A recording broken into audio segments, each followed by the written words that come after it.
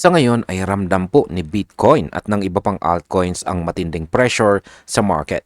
Dahil po sa pagbaba ng presyo, maraming kumpanyang may malaking hawak ng crypto tulad po ng Metaplanet, Evernorth at saka Bitmine ang nalulugi nang hindi pa man nila binibenta ang kanilang mga asset. Ang tawag po dito ay unrealized losses. At ito ang dahilan kung bakit pinipili na nilang maging mas maingat sa kanilang mga financial moves. Ngayon, kapag tuloy-tuloy po ang pagbaba ng presyo, lalong titigil po sa pagbili ng Bitcoin ang mga kumpanyang ito na maaari pong magpabagal sa recovery ng market. Kaya ayan po ang siyang ating pag-uusapan sa video na ito. Umpisaan po natin sa ating unang pinakamainit na katanungan kung gaano nga ba kalaki ang epekto ng pagbulusok ng presyo ni Bitcoin. Ayan. At ang sabi po rito tungkol dyan ay CryptoQuant reported that Bitcoin heavy firms are taking the hardest hit. BTC has fallen more than 16% this month, even dropping below the $100,000 mark. Ayan. Ang mga kumpanya raw po tulad ng Strategy na may hawak na higit 675,000 na BTC ay halos tumigil na sa pagbili. Dati, libo-libong Bitcoin po kada buwan ang kanilang binibili. Pero ngayon, daan-daan na lang. Dahil dito, bumagsak din ang presyo ng kanilang stock na MSTR. Mula po sa all-time high nito hanggang sa halos 53% na pagbagsak.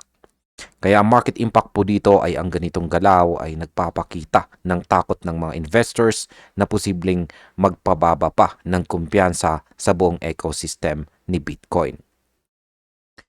Ngayon ay paano naman ang ibang mga crypto treasuries?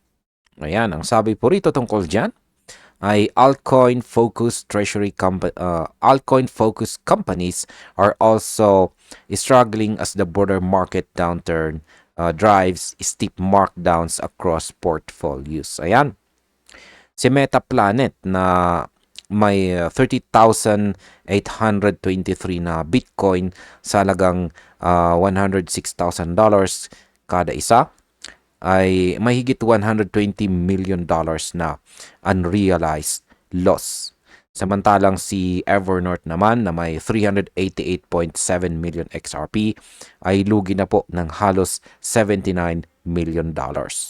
Pero ang pinakamasakit ay ang tama po kay Bitmine na may 3.4 million ETH dahil sa higit $2.1 billion na unrealized loss nito.